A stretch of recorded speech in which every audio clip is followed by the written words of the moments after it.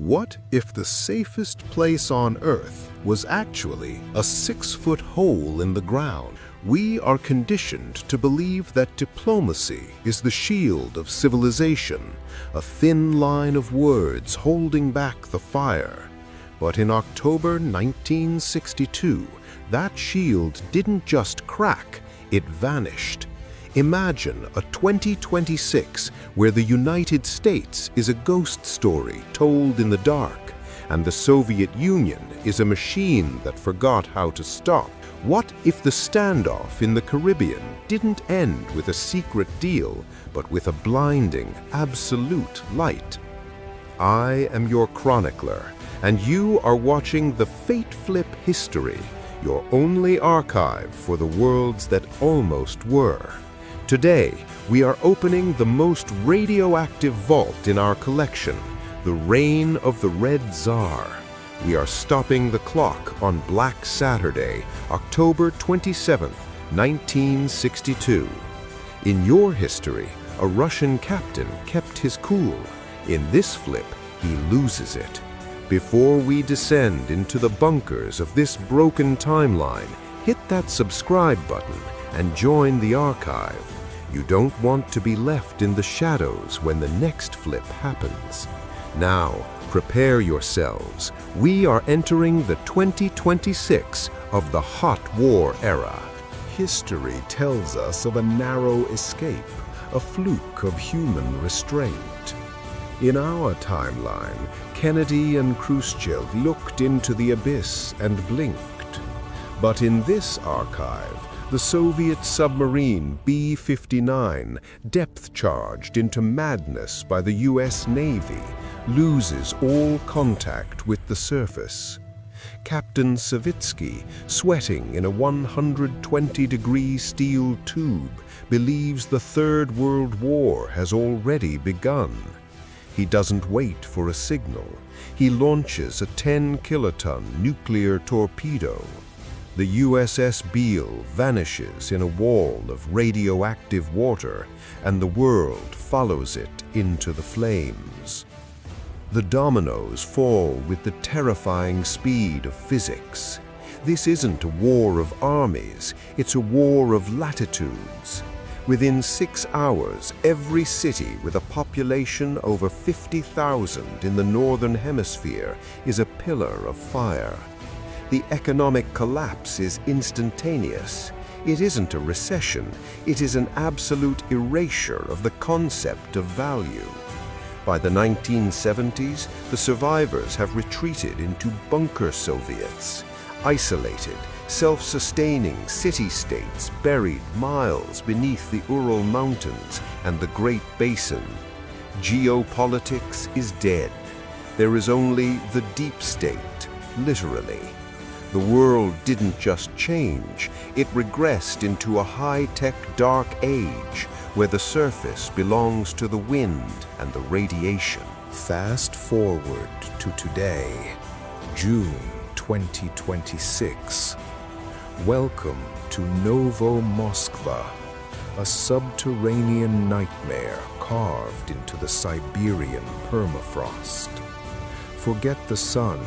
A generation has lived here without ever seeing a shadow that wasn't cast by an electric bulb. This is a world of diesel-punk dystopia. The skyline consists of gargantuan iron ventilation shafts that pierce the frozen radioactive crust above. Life here is measured in rad credits and recycled oxygen rations. There is no internet, there is only the red net, a copper-wired network of flickering cathode ray tubes broadcasting the eternal, digitized face of the Red Tsar. The air heavy, tasting of ozone, industrial oil, and the breath of 10 million prisoners. People wear sentry suits, lead-lined canvas garments with brass breathing masks that turn every human into a faceless worker. You don't see trees or grass. You see hydro vats, where glowing, genetically stunted moss provides the only nutrition for the masses. It is a world of supreme, haunting mechanical efficiency. You are safe from the nuclear winter outside, but you are a slave to the iron rhythm inside. The Red Tsar ensures you breathe, but he forbids you from dreaming of the surface. Stop. Consider the lonely gods. In our timeline, the space race was a symbol of hope. In the 2026 of the Red Tsar, space is a beautiful graveyard. On that day in 1962, several crews, both Soviet and American, were already in orbit. When the missiles flew, their ground controls vanished.